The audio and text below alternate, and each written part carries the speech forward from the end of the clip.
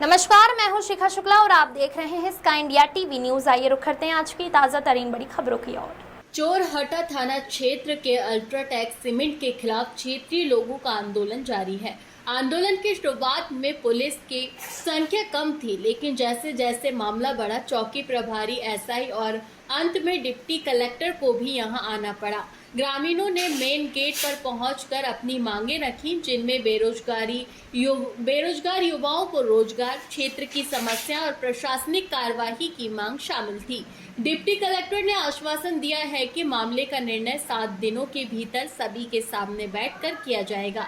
इस दौरान कई गणमान्य नागरिक, विधायक, प्रतिनिधि, सरपंच और किसान नेता मौजूद रहे। क्षेत्रीय लोगों का यह आंदोलन प्रशासनिक कार्यवाही का प्रतीक बन चुका है और उम्मीद है कि जल्द ही समाधान निकलेगा। इनकी मांगे हैं और आप क्या आश्वासन मिला आपके द्वारा? किसान मजदूर संघ औद्योगिक क्षेत्र रीवा के द्वारा मुझे ये 10 बिंदुओं का जो ज्ञापन जो दिया है, इस सारे बिंदुओं के संबंध में मैं जिला प्रशासन और यहाँ के जो प्रबंधन है उनसे चर्चा करने के बाद जो नियमता है, जो नियम और कानून बोलता है, उसके तहत इनको निराकरण करने का प्रयास करें। इनका ये कहना है कि यहाँ पे पोल्यूशन के कारण भी स्थानीय लोगों को बहुत दिक्कत होती है। नहीं, पॉलिसी को जांच करना हमारा काम नहीं है।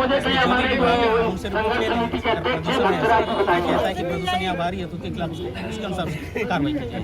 एनजीटी का काम है। लोग एक बार फिर से प्रशासन को ज्ञापन दिए हैं क्षेत्रीय समस्याओं और बेरोजगार युवाओं के लिए। क्या आश्वासन मिला है प्रशासन की तरफ से?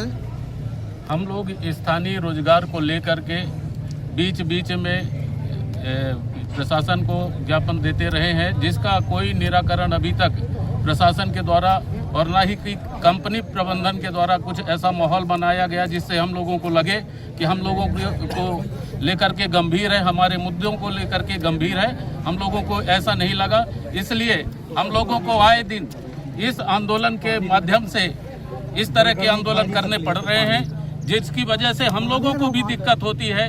हमारे जितने क्षेत्रीय जन लोग हैं तो अपना समय खराब करके अपनी मजदूरी को छोड़ करके इस तरह के धरना प्रदर्शन में आना पड़ रहा है। ये प्रशासन के लिए भी और कंपनी प्रबंधन के लिए, दोनों के लिए बेशर्म की बात है और शर्म आना चाहिए। इनके संबंध में क्या कहना है आपका? देखिए, जो प्रमुख 10 बिंदु हमारे, वो अपर कलेक्टर महोदय को जो है जानकारी दे दी गई है।